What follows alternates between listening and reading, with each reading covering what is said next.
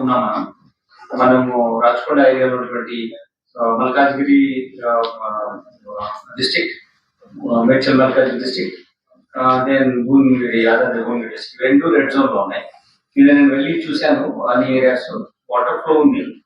అన్ని ఆఫీసర్స్, అందరు ఆఫీసర్స్ తో కోఆర్డినేషన్ లో స్టేక్ హోల్డర్స్ ఇన్వాల్వ్ అయి ఉన్నారు కాబట్టి ముఖ్యమంత్రి గారు కూడా రివ్యూ మీటింగ్ పెట్టి మాకు దిశానిర్దేశం చేశారు. తర్వాత కన్సర్న్ డిస్ట్రిక్ట్ ఇన్ఛార్జ్ మినిస్టర్స్ కూడా మాతో రెగ్యులర్ గా మాట్లాడుతున్నారు. ఎట్లా జరుగుతుంది, ఎక్కడ ప్రాబ్లమ్స్ ఉన్నాయి, ఏం చేయాలని చెప్పేసి. దానివల్ల స్కూల్స్ కి టైమ్స్ కొన్ని స్టార్ట్ చేయడం, లేకపోతే హాఫ్ డే స్కూల్స్ పెట్టడం, అక్కడ పిల్లలు బయటకు రావడం వెళ్ళడం కష్టం అవుతుంది కాబట్టి అలా చేశారు. ఫర్ ఎగ్జాంపుల్ మనకు సంగం, మూసీ రివర్ నుండి సంగం విలేజ్ లో అక్కడ చిన్న కాజ్వే ఉంది. అక్కడ చాలా యూరప్ అవి వచ్చినందువల్ల అది అడ్డం వచ్చేసి ఓవర్ఫ్లో అవుతుంది. సో నిన్న అక్కడ వెళ్ళిన తర్వాత concern officials, revenue and panchayat officials అవి మొత్తం కట్ చేయడం మూలంగా మళ్ళీ కింద నుంచి వాటర్ వెళ్ళిపోవడం జరుగుతుంది. అట్లా ఎక్కడైతే ఇటువంటి ఛాన్సెస్ ఉన్నాయో మేము ఆ టైం చూసి మా వాళ్ళు చాలా కష్టపడి ఉంటున్నారు. అక్కడ రాత్రులు అంతా గేట్స్ వేసి క్లోజ్ చేస్తున్నాం మేము, మా బ్యారికేడ్స్ పెట్టి.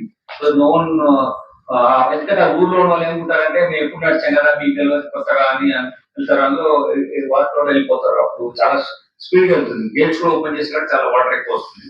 అట్లా వెళ్ళకుండా ఆపడం జరిగింది. దాని తర్వాత ఓల్డ్ హౌసెస్ మేము ఆల్రెడీ కొన్ని రెవెన్యూ అథారిటీస్, జిహెచ్ఎంసీ నేను చెప్పినవి ఉన్నాయి.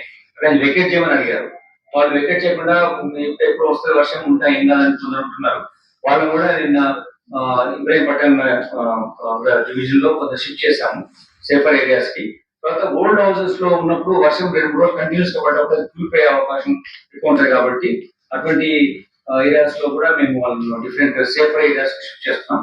మెడికల్ ఫెసిలిటీస్ అట్లా కూడా అన్ని డిపార్ట్మెంట్స్ కోఆర్డినేట్ చేసుకుని అదే విధంగా చూస్తున్నారు.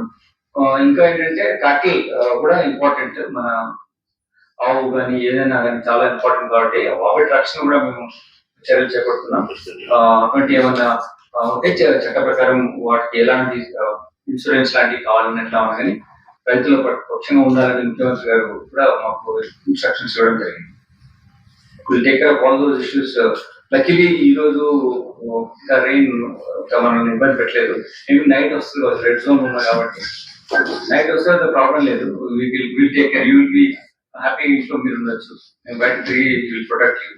డే టైమ్స్ వస్తేనే అందరు ప్లాన్ చేస్తాం.